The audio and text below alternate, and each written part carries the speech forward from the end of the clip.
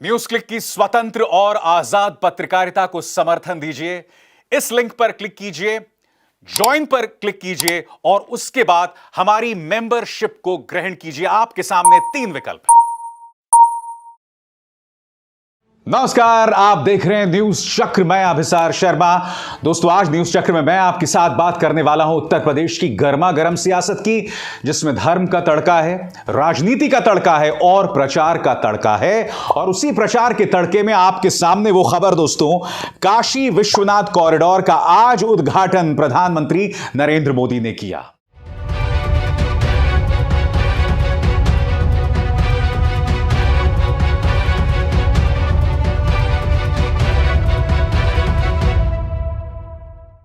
मगर मैं न्यूज चक्र में आपके सामने असली खबर लाया हूं। और असली खबर क्या है दोस्तों, मैं आपको बतलाना चाहता हूं।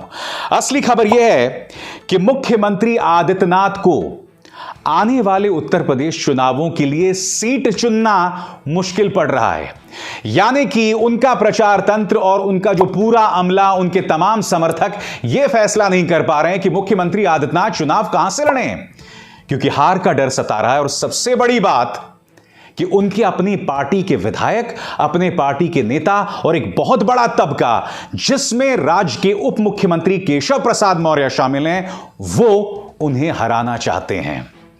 और इसलिए 3 खबरें आपके सामने और 3 सवाल आपकी स्क्रीन पर। सवाल नंबर 1, क्या उत्तर प्रदेश के सीएम आदित्यनाथ को चुनाव लड़ने के लिए एक भी सीट नहीं मिल रही?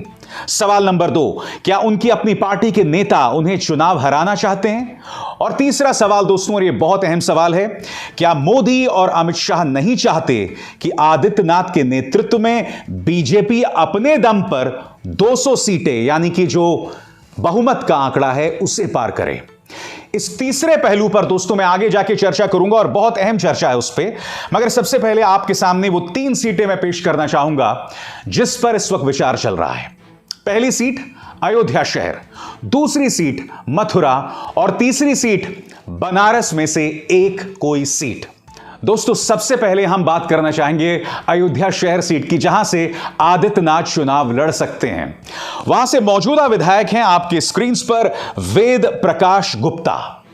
वेद प्रकाश गुप्ता ने पिछली बार समाजवादी पार्टी के तेज नारायण पांडे को हराया था और 2016 से पहले यानी कि 2011 और 12 को तेज नारायण पांडे यहां से विधायक थे। यानी कि अयोध्या शहर समाजवादी पार्टी का भी स्ट्रॉन्ग होल्ड रहा है। और वो इस बात से प्रमाणित होता है दोस्तों कि अगर आप फैजाबाद लोकसभा सीट, जो अब अयोध्या लोकसभा सीट है, उस पर निगाह डालें तो उसमें पांच विधानसभा सीटें आती हैं। कौन कौन सी? दरियाबाद, रुदौली, मिकीपुर, बिकापुर और अयोध्या। इन 5 सीटों पर आप निगाह डालें तो एक ही पॉलिटिकल पार्टी दूसरे नंबर पर है और वो है समाजवादी पार्टी। और जैसा कि आप जानते हैं दोस्तों, पूर्वोत्तर और अवध इलाके में अखिलेश यादव को जबरदस्त प्रतिक्रिया मिल रही है। आपको याद होगा उनका वो रोड शो, और वो जहां जहां जा रहे हैं उन्हें जबरदस्त प्रतिक्रिया मिल रही है। और इसी बौखलाहट के चलते भारतीय जनता पार्टी ने कुछ अहम कदम उठाए थे। कौन से अहम कदम? सबसे बड़ा अहम कदम उन्होंने उठाया था कि 3 कृषि कानून वापस ले लिए थे। और इसे आप समझना पड़ेगा और ध्यान से सुनना पड़ेगा, क्योंकि भारतीय जनता पार्टी को लग रहा था कि देखिए, हमें पश्चिमी उत्तर प्रदेश में झटका लग सकता है, मगर हम पश्चिमी उत्तर प्रदेश में धर्म का तड़का डाल के 2013 के मुजफ्फरनगर दंगों की याद दिलाकर किसी ना किसी तरह से बाजी अपने पक्ष में कर लेंगे। मगर उन्होंने कल्पना भी नहीं की थी कि पूर्वांचल में या फिर अवध इलाके में अखिलेश यादव उनके लिए इतनी बड़ा सिरदर्द बन के साबित होंगे। इसलिए अयोध्या शहर से चुनाव लड़ना एक बहुत बड़े सिरदर्द का सबब साबित हो रही है। मैं आपको याद दिलाना चाहूंगा दोस्तों, आज तक न्यूज चैनल में अयोध्या में एक कार्यक्रम हो रहा था। उनकी एंकर मंच पर मौजूद साधुओं से असली सवाल पूछने के बजाय साधुओं के मुंह से मुख्यमंत्री आदित्यनाथ की तारीफ करवाना चाहते थे। और आप जानते हैं साधु ने क्या कहा था? साधु ने कहा था कि मुख्यमंत्री आदित्यनाथ चाहें तो गोरखपुर से चुनाव लड़ें, अयोध्या से अगर वो चुनाव लड़ेंगे तो जरूरी नहीं कि वो जीतेंगे, क्योंकि उन्होंने हमें कई वादे किए थे जो उन्होंने पूरे नहीं किए। इसलिए बेहतर है कि वो गोरखपुर का रुख करें। यानी कि अयोध्या मुख्यमंत्री आदित्यनाथ के लिए सेफ सीट नहीं है। इसके बाद आती हैं दो सीटें दोस्तों, मथुरा और बनारस। और हां, गोरखपुर को हम नहीं भूलें, गोरखपुर की चर्चा हम बाद में करेंगे। मथुरा की बात करते हैं। मथुरा में भी मुख्यमंत्री आदित्यनाथ चुनाव लड़ सकें, इसके लिए जमीन तैयार की जा रही है। मगर अगर वो मथुरा से चुनाव लड़ते हैं तो भारतीय जनता पार्टी के नेता और मंत्री श्रीकांत शर्मा की बलि देनी पड़ेगी, जो कि अमित शाह के बहुत करीबी माने जाते हैं। मगर हां, योगी आदित्यनाथ के सामने उन्हें वो बलि स्वीकार करनी पड़ेगी। और मथुरा के लिए एक अरसे से जमीन तैयार की जा रही है। अब जब मैं आपसे यह कह रहा हूं कि जमीन तैयार की जा रही है, तो इसे आपको समझना पड़ेगा। आपको याद होगा कि नारायणी सेना नाम के एक हिंदुत्ववादी संगठन ने धमकी दी थी कि 6 दिसंबर को हम शाही ईदगाह में भगवान कृष्ण की मूर्तियां स्थापित करेंगे। यही नहीं, पार्टी के एक मंत्री ने कहा था कि भगवान की मूर्तियां मथुरा में नहीं लगेंगी तो क्या लाहौर में लगेंगी। खुद आपके स्क्रीन पर केशव प्रसाद मौर्य ने भी तेवर अपने उग्र किए थे। भारतीय जनता पार्टी और आरएसएस की नजरों में खुद को ऊंचा उठाया था। और क्या कहा था उन्होंने कि अयोध्या और काशी के बाद अब बारी है मथुरा की। यानी कि मथुरा के अंदर तनाव पैदा करना। और 6 दिसंबर को ये लोग कामयाब भी हुए थे, जब पूरे शहर पर कर्फ्यू लगा दिया गया था। खासकर उस इलाके में धारा 144 लगा दी गई थी। हिंदुओं और मुसलमानों में तनाव पैदा किया गया था।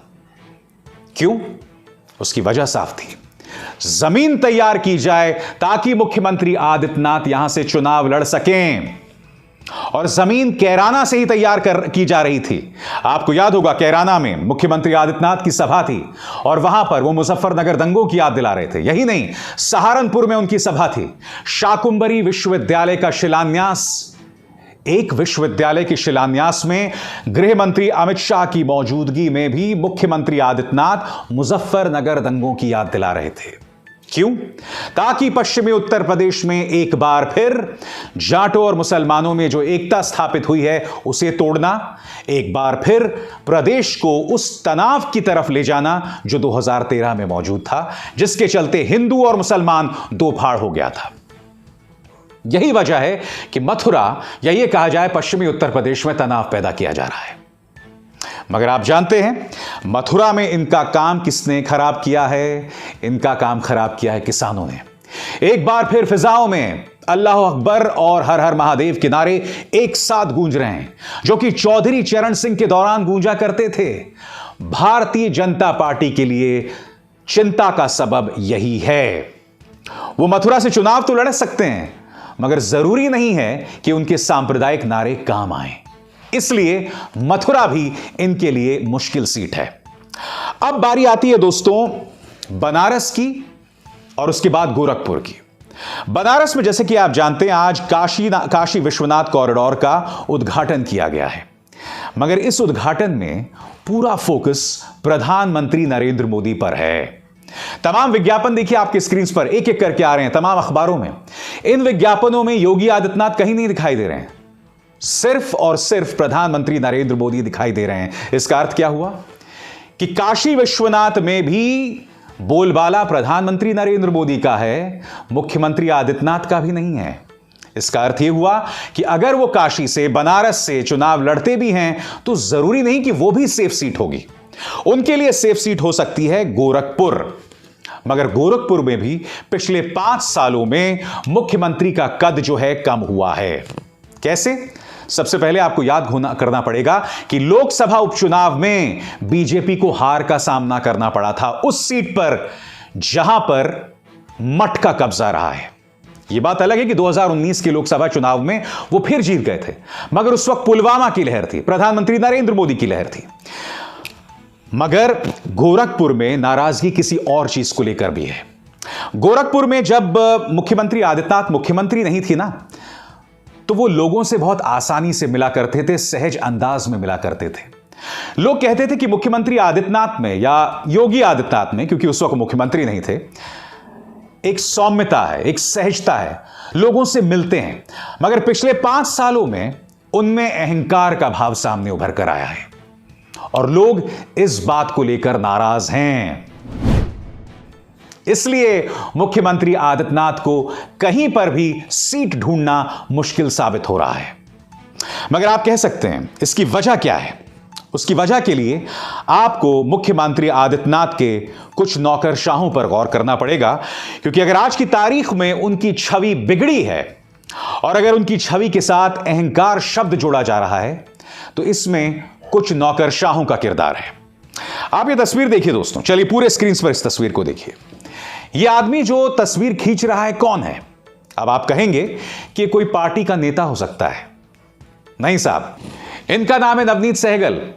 ये भाजपा सरकार में, उत्तर प्रदेश के भाजपा सरकार में एक नौकरशाह हैं। मैं आपको बतलाना चाहूंगा कि ये 1988 बैच के IAS ऑफिसर हैं।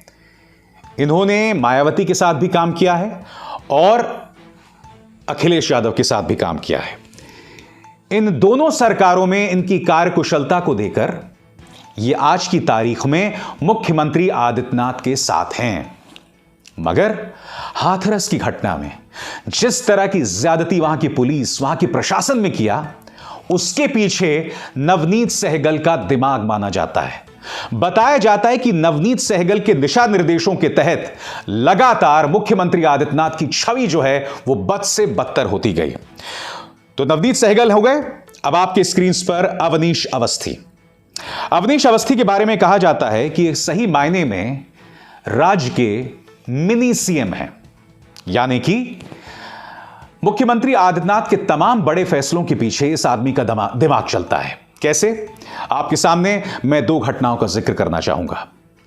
CAA के खिलाफ जो आंदोलन हुआ था, जिसमें उत्तर प्रदेश पुलिस ने बर्बरता का परिचय किया और बड़ी तादाद में प्रदर्शनकारियों पर गोलियां चलाई थी। आपको याद होगा करीब 30 लोग मारे गए थे गोलीकांड में। उस तरह की हिंसा, उस तरह की आक्रामकता के पीछे इस शख्स अवनीश अवस्थी का हाथ है।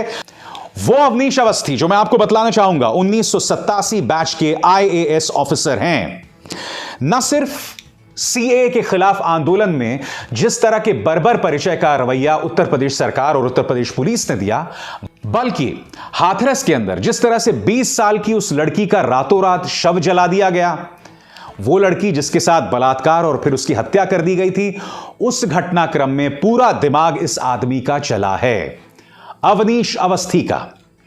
उस दौरान आपको याद होगा सिद्दीक कप्पन को गिरफ्तार किया गया था आतंकवाद की धाराओं में, वो पत्रकार जो रिपोर्टिंग के लिए हाथरस जा रहा था। और फिर यह शख्स Surya Pratap Singh, former IAS officer, इनके खिलाफ करीब 7 FIR दर्ज की गई हैं। इसके पीछे भी अवनीश अवस्थी का दिमाग माना जाता है। फिर से इन 2 शहरों को देखिए, अवनीश अवस्थी और नवनीत सहगल। ये हैं उत्तर प्रदेश के मुख्यमंत्री आदित्यनाथ की सही मायने में ताकत। मुख्यमंत्री आदित्यनाथ का जो अहंकारी एक चेहरा बना हुआ है, एक जो छवि बनी हुई है, उसमें अपना उनका किरदार तो है ही, मगर इन 2 ब्यूरोक्रेट्स का भी अहम किरदार माना जाता है। और तीसरा ब्यूरोक्रेट जो है वो हैं शशि प्रकाश गोयल। शशि प्रकाश गोयल वो आदमी है दोस्तों जो कि चीफ मिनिस्टर्स ऑफिस में बैठते हैं और जितनी भी फाइलें मुख्यमंत्री आदित्यनाथ की तरफ जाती हैं, शशि प्रकाश गोयल से होकर जाती हैं। यानी कि ये 3 चेहरे, शशि प्रकाश गोयल, अवनीश अवस्थी और नवनीत सहगल, ये सही मायनों में मुख्यमंत्री आदित्यनाथ की ताकत हैं। और जनता में जो छवि जा रही अहंकारी होने की, उसमें इन 3 चेहरों का भी एक अहम योगदान रहा है। अब बात करते हैं इन 2 चेहरों की, प्रधानमंत्री नरेंद्र मोदी और देश के गृह मंत्री अमित शाह। कार्यक्रम की शुरुआत में मैंने आपसे क्या कहा था कि क्या अमित शाह और प्रधानमंत्री मोदी चाहते हैं कि आदित्यनाथ जो हैं 200 का आंकड़ा पार ना करें? हो सकता है, क्यों, मैं आपको बताता हूं। सूत्रों की माने और खासकर जो लोग प्रधानमंत्री और अमित शाह के आसपास और उनकी राजनीति पर नजर रखते हैं, तो कहा यह जा रहा है कि ये चाहते हैं कि हम लोग 180 से 190 सीटों के आसपास रुक जाएं, ताकि दूसरे दलों में तोड़फोड़ की जाए अतिरिक्त सीटों के लिए। मगर जैसे आप 200 से पीछे रुकते हैं तो मुख्यमंत्री आदित्यनाथ की दावेदारी मुख्यमंत्री पद के लिए खत्म हो जाती है 2022 के लिए। तब क्या होगा? केशव प्रसाद मौर्य आ जाएंगे। वो कहेंगे देखिए ये अपने दम पर सीटें नहीं ला पाए, और जो तमाम विधायक उनके खिलाफ रहे हैं वो बगावत का झंडा बुलंद करेंगे, और फिर आदित्यनाथ को वापस मठ यानी कि गोरखपुर भेजे जाने का रास्ता साफ हो जाएगा। आपको यह नहीं भूलना चाहिए, आज से 2-3 साल पहले की बात है। उस वक्त उत्तर प्रदेश की विधानसभा में विधायकों ने धरना दिया था। करीब 200 विधायकों ने धरना दिया था, जिनमें से 170 विधायक बीजेपी के थे। क्या आपको यह खबर कहीं पता चली? कहीं नहीं। मगर इस खबर को मुख्य धारा की मीडिया ने पूरी तरह से दबा दिया। इससे पता चलता है कि मुख्यमंत्री आदित्यनाथ के साथ 5 विधायक भी नहीं हैं। उन्हें भारतीय जनता पार्टी अपना चेहरा भी नहीं बना रही है। बताइए ना, क्या कहीं पर भी प्रधानमंत्री नरेंद्र मोदी या अमित शाह ने कहा कि मुख्यमंत्री आदित्यनाथ ही चुनावों में पार्टी का चेहरा है? क्योंकि जैसे ही वो कहेंगे तो केशव प्रसाद मौर्य जो हैं वो नाराज हो जाएंगे। पार्टी के करीब 150 से 170 विधायक जो हैं वो नाराज हो जाएंगे, और इनमें से कोई नहीं चाहता कि मुख्यमंत्री आदित्यनाथ के नेतृत्व में चुनाव लड़ा जाए। अमित शाह क्यों उनका विरोध करते हैं? क्योंकि अगर 200-250 सीटों के साथ आदित्यनाथ ये चुनाव जीत जाते हैं तो 2024 के लिए मुख्यमंत्री आदित्यनाथ प्रधानमंत्री नरेंद्र मोदी के लिए प्रधानमंत्री पद की दावेदारी के लिए चुनौती साबित हो सकते हैं। 2024 न सही, कम से कम 2029 में तो हो ही जाएंगे, और ऐसे में अमित शाह का पत्ता पूरी तरह से साफ हो जाएगा। सियासत बहुत पेचीदा है दोस्तों, और भारतीय जनता पार्टी के अंदर जबरदस्त सिर फुटबॉल चल रही है, जबरदस्त मतभेद है। मगर मुख्यधारा मीडिया की पूरी कोशिश है, भाजपा के प्रचार तंत्र की पूरी कोशिश है कि उन खबरों को दबा दिया जाए। मगर न्यूज़ चक्र का क्या फलसफा है कि जिन खबरों को ताकतवर लोग दबाते हैं उन्हीं खबरों को हम आपके सामने लाते हैं। नमस्कार।